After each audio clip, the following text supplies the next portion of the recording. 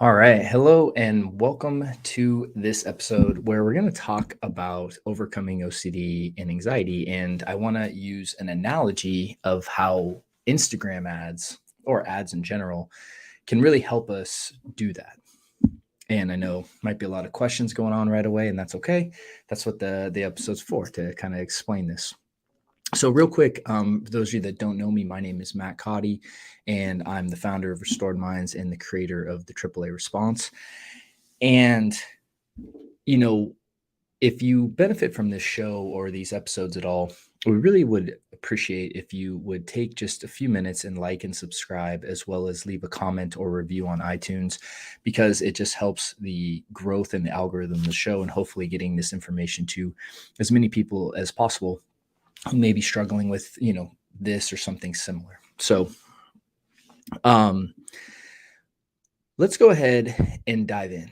All right, because I'm kind of excited about this. And this may be a two-part series. It's just going to depend kind of how long this first part goes, while I'm explaining it. And then we may break it up into two parts, or I might just do the whole thing in this one episode. It just is we'll have to kind of see. So how are Instagram ads? How can Instagram ads help you overcome OCD and anxiety? Well, the first thing that we got to understand is the concept of advertising and the point of advertising, right? And then what we're going to do is we're going to parallel it with the mechanism of OCD and anxiety in the brain. So when you are scrolling through Instagram or Facebook, and by the way, a lot of advertisers are probably really not going to like this particular series. And so that's okay. Because I mean, it's important that you understand advertising, because if you don't, oftentimes you can kind of fall into the emotion of it, and ultimately, sometimes spend money or buy things that you don't really want or don't really need. And this is how advertising works, right? There's a psychology to it.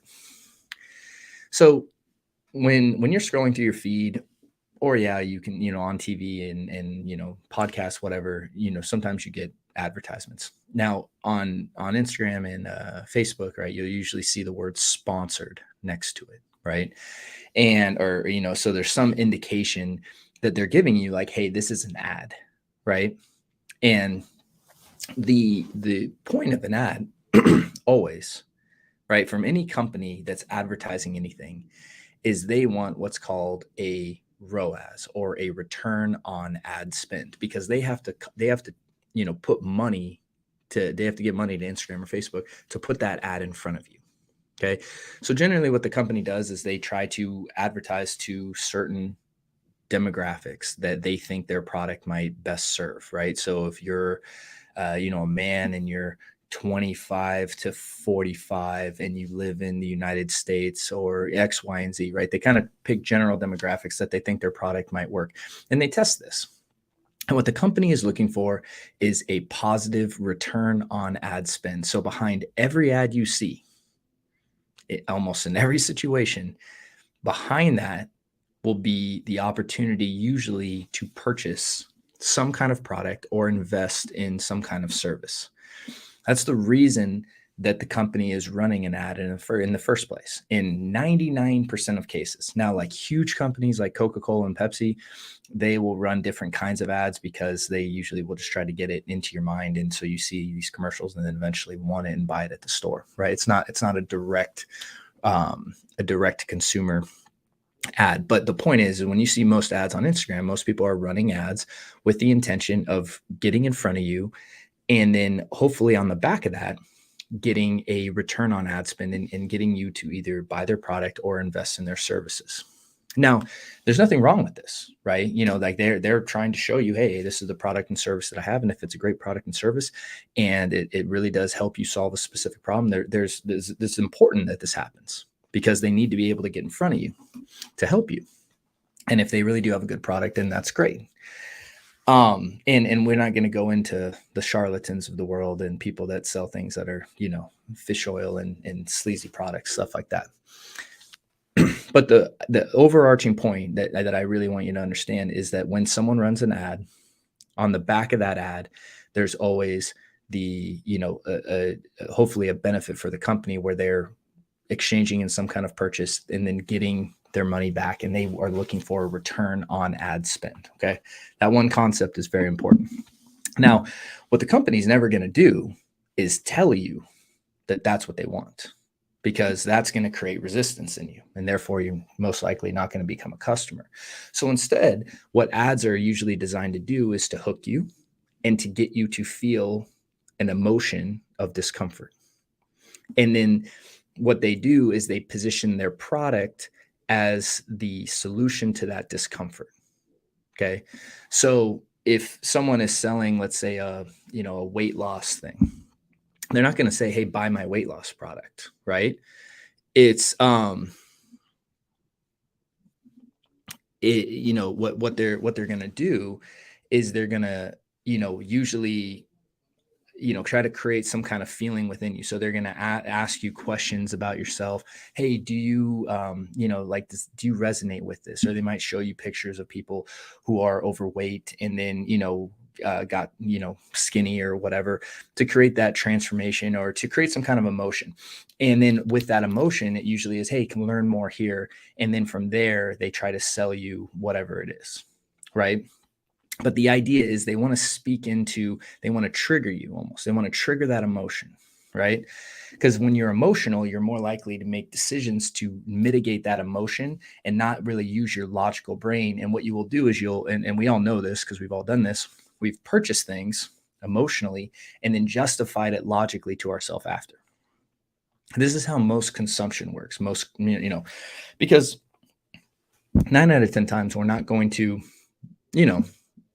we're not really going to do like if we really look at the things we bought or things we invested in, it's like, do I really need that? Probably not. But when we do something emotional, we have to justify it to ourselves with logic, and that's how most consumer products work. So with all this being said, it's like, okay, how does this apply to OCD? And I think I'm just going to try to do this all in one episode because I think it will just flow better. But the idea is that OCD does the same thing, right? OCD is its own entity and it needs to survive, just like a company is. A company needs to survive. The way the company survives is it gets money. That's it.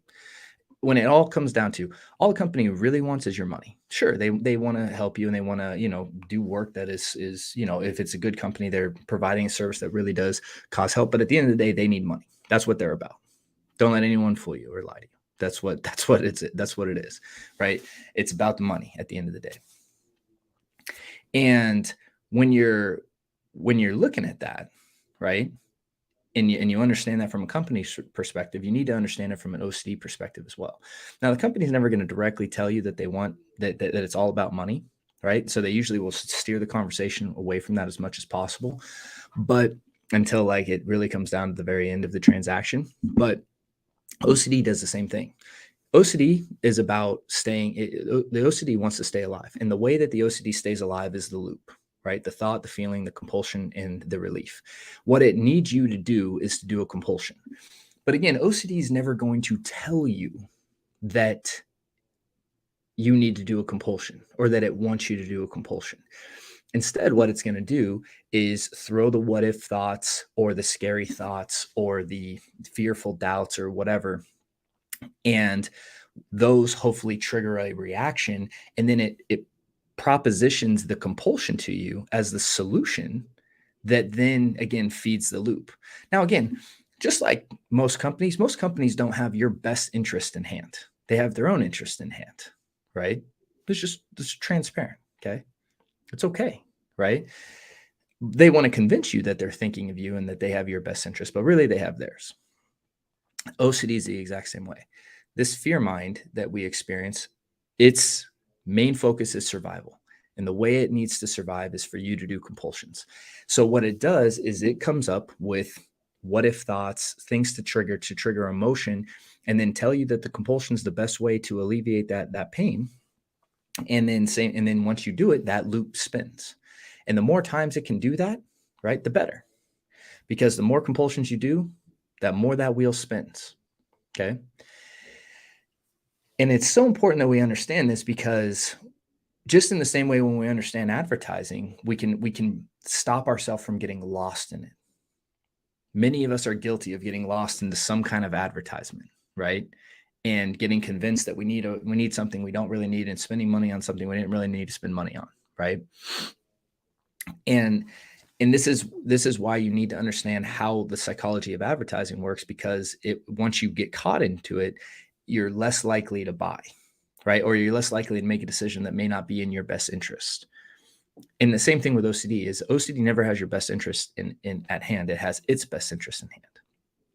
So the metaphor of Instagram ads is as follows. OCD is going to throw the ads in your feed. And here's what you can't do. You can't stop the ads from coming in your feed. That's one thing you can't do when you go on social media. You can't stop ads from coming to you. And then here's what happens. When you click on an ad, what happens after that? Companies that have similar products learned that you click on that ad, and they use the algorithm to then throw more of those same products into your feed. That's why you start getting ads for all the same things, because you've clicked on something at one time. In the same way of, hey, why do I have these certain intrusive thoughts, or why do I keep having these kind of themes come up? Well, because you clicked on them. You did a compulsion, right? That's it. It's like, once you understand OCD is an algorithm, right? And if you really saw it as an impartial algorithm, like, Instagram and Facebook, they don't create an algorithm that's meant to attack you, right? They just create an algorithm, and the algorithm just runs in the background, right? In the same way, it's very similar with OCD. It's just this algorithm, right? And it's throwing up, these ads. And then when you click on an ad, right, by doing compulsion, metaphorically, right, that feeds the cycle, right? And then the algorithm learns, okay, those ads worked, right? And then same thing. So it's like it keeps throwing more and more of those thoughts, and then, similar thoughts and similar ads. So the question is, well, how do you beat it, right? So if you're getting bombarded with certain intrusive thoughts, and you're trying to figuring out why is still clicking on them, right? It's still getting in and getting lost into it. It's getting lost into the compulsion, getting lost in the loop. Understand that the goal of OCD is one thing: for you to do compulsions. That's the whole goal. Just like the same with the company. The goal of the company is to get you to give them your money. That's it.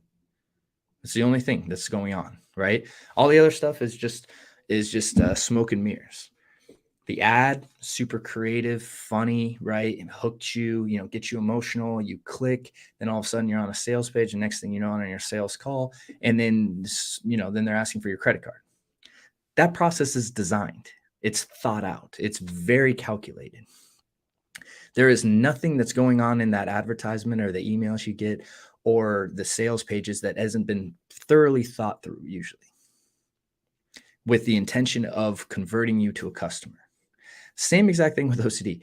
It wants you to get to do the compulsion, but it's never going to tell you that, right? It's going to show you the ad. The more you click on the ad, the more those same kind of ads are going to come up, because it just needs compulsions. It needs compulsions to live. The company needs money to live. If the ads aren't working, you know what happens? The company stops running them, right? Because eventually there's no payout. Now you as a consumer can't control whether the ads show up in your feed when you turn on Instagram, right? You can't control that. But if you make the habit and the practice of not clicking on the ads, again and again and again and again, not clicking, eventually the company's going to learn, hey, this ad's not working. We're not getting a return on ad spend here. This is not profitable. We're losing money. And the company, if they lose money long enough, they go out of business. Same exact concept with OCD and anxiety. If you consistently don't click on that ad, and consistently, if they're spending money and you're not buying, they're going to give up eventually. It will give up. But you can't, see an ad 3 times and not click, and then click on it the 4th time. It's the whole point of the advertisement, right? It's like when you are when you're on Instagram next time, or when you're on social media, whatever it is, you see something on TV, just understand, like, start to look beyond the ad. Start to look beyond the ad of what's really going on. This is a company, they want me as a customer, so they're advertising to me. Now, if it's a good product and something that serves you, it's not bad to engage in business with people. That's great. Obviously I'm very pro business with people. But what I'm trying to communicate here is when you start to understand the algorithm of ads, you can start to apply that very similarly to OCD and anxiety, because it's almost virtually the exact same thing. If you don't want those ads showing up in your feed, don't click on them. If you don't want the intrusive thoughts popping up or all the what if and doubtful thoughts popping up all the time, stop engaging with them. Stop trying to figure them out. Stop analyzing. Stop ruminating. Stop trying to thought suppress, replace, all that other stuff. You got to just let the ads be there. And eventually, if you don't click on them and you don't engage with those companies, over time, they're going to learn that, right? And new companies might come in, right? And all that other stuff. You can never control what's showing up in your feed. The algorithm does. Same exact thing with what's going on in your thoughts. You can't necessarily control that, right? But what you can do is control what you click on, what you decide to give your attention to or your compulsions to. And your main objective needs to be, you got to understand that OCD and anxiety wants you to do compulsions. That is its end game. And so all the what if thoughts, all the shiny stuff that it throws up is all designed to get you to do compulsions. And when you see that, and you realize you have the power to not do compulsions, just the same way you have the power to not give companies your money if you don't really want to, and you don't think it's a good idea, no matter what kind of pressure tactics they use or all that other stuff, scarcity tactics, all that. That's all it is. You always have the power. Okay. And it's about focusing on where your power really lies, and then really, really emphasizing that to yourself and reminding yourself of what you really are in control of. If you're trying to control the feed of your ads, or you're trying to control the thoughts, you're really going to get frustrated, right? It's about refocusing on where your power is, and really, I don't have the words for what I'm trying to say right now, but really, putting your direct focus and attention on where your power is, and really emphasizing that control to yourself. So I hope this idea was helpful. And I hope this analogy works for you, because when you see it, again, the thoughts don't matter when they pop up, just the same way the ads don't matter in your feed. It doesn't matter. What matters is, did I do a compulsion? Did I give the company money? And if you didn't, that's what they really want. And that's what the OCD really wants, your compulsion. And because that didn't happen over time, the thoughts will calm down and the ads will calm down. And it's all just based on the algorithm. So trusting that and really seeing how you can start applying that to your life, I think will be very helpful. So hopefully you found this helpful. And again, I wish you guys, as always, a great week, much success on your journey.